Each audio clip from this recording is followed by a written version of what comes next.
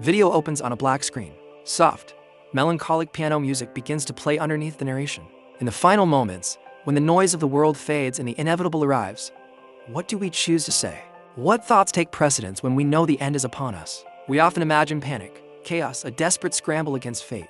But in the quiet, preserved records of last words from the cockpit of a falling plane to the freezing summit of the world's highest mountain, a different, more profound story emerges. It's a story of incredible calm, of duty, of love, and of a humanity that shines brightest in the deepest darkness. A faded, black and white photograph of an anonymous airline pilot, smiling, slowly fades in and out. Consider the pilots, stewards of hundreds of lives, staring at an array of warning lights that spell disaster.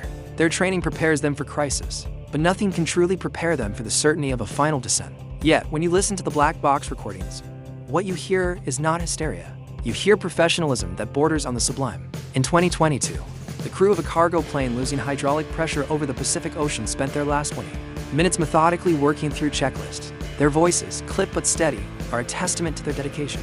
Confirming loss of control surface response. Attempting manual reversion, one pilot says. His tone is level, as if he were discussing a minor course correction. His co-pilot responds, Roger. No response. They knew their fate was sealed. Yet, they kept flying the plane. They kept trying, not for themselves, but for the ghost of a chance. For the integrity of their profession, right until the recording clicks off into silence. Silence for 3 seconds. The piano music gently fades back. A grainy, windswept photo of climbers near a mountain peak appears and slowly fades, thousands of miles away, in the thin, unforgiving air of the death zone on Mount Everest. A similar, chilling calm is often found. Climbers, stranded by weather or exhaustion, know that a rescue is impossible.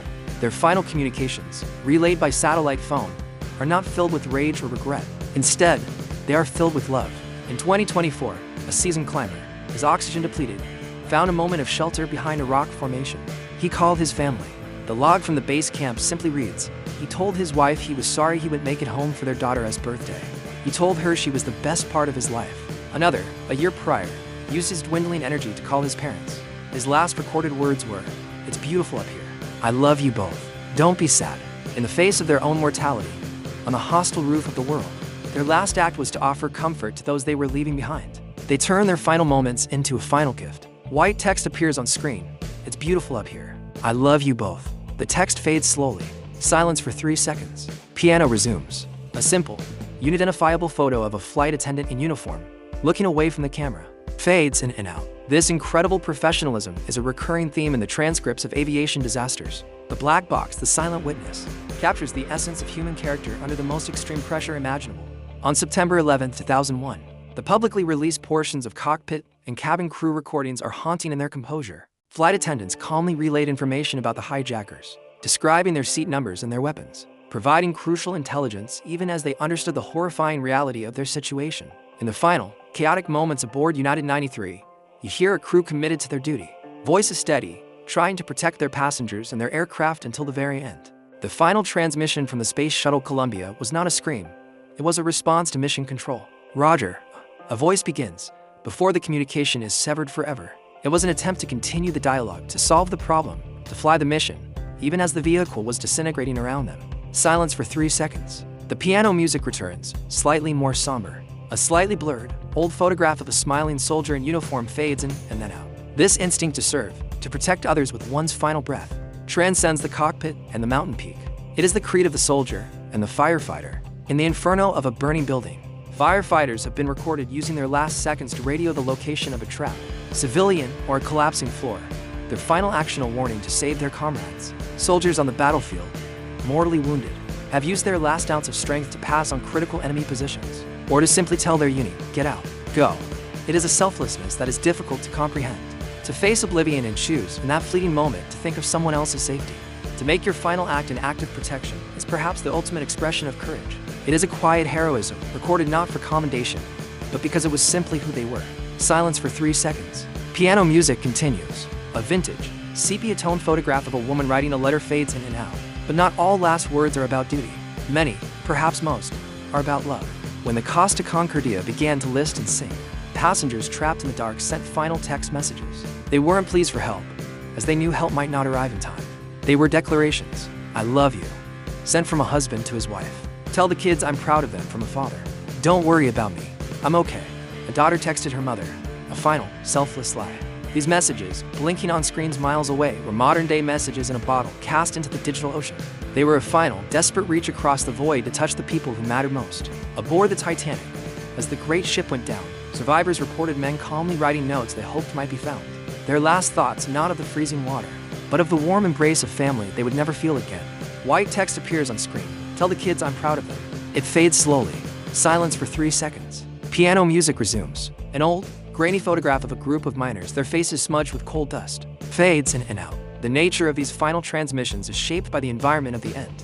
For astronauts, submariners, and miners, their final moments are often spent in a sealed tomb, a tiny capsule of life suspended in a lethal environment. The final communications from the doomed Russian submarine Kursk were not sounds of panic, but the faint tapping of Morse code against the hull, a disciplined, desperate attempt to signal their status. Miners trapped deep within the earth have been known to write letters on scraps of paper, leaving instructions, apologies, and final testaments of love for their families above. For the crew of the Space Shuttle Columbia, their world was one of procedure and calm communication with a distant mission control. Their final words reflected that world, professional and focused, until the very moment their world ceased to exist. Their last transmission wasn't an ending.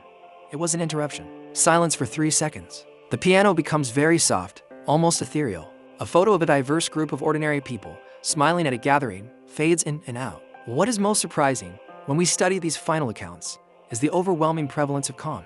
The human mind, when faced with the absolute certainty of death, seems to enter a state of profound acceptance. The panic, the denial, the bargaining, these stages seem to happen earlier. In the last seconds, a new clarity emerges. The transcripts and recordings reveal a quiet dignity we might not expect. The terror is undoubtedly there, a silent undercurrent, but the words that break the surface are of a different quality. They are focused, they are meaningful, they are deliberate. Silence for 3 seconds. The piano returns for the final section, soft and reflective. And in that final clarity, people choose what matters. Some choose humor, a last flash of defiance against the encroaching darkness. A pilot in a failing aircraft, after listing a catastrophic series of malfunctions to the tower, was asked for his intentions. His recorded reply was a dry, "Well, I intend to have a beer." Others choose apologies, not for any great transgression, but for the simple, human act of leaving, for the pain their absence will cause. Many choose instructions, a final attempt to impose order on a chaotic universe, to make things easier for those they leave behind. And so many, more than any other, choose love. They choose to make their final words a bridge, a connection, a simple and timeless message, "I love you." These last words are not just echoes from a tragedy. They are a profound lesson. They teach us that in the end, when all else is stripped away, we are left with our duty to each other, our connections, our love, and a quiet, resilient dignity that the darkness can never truly extinguish. The screen fades to black. The piano music plays for another 10 seconds, then fades into complete silence.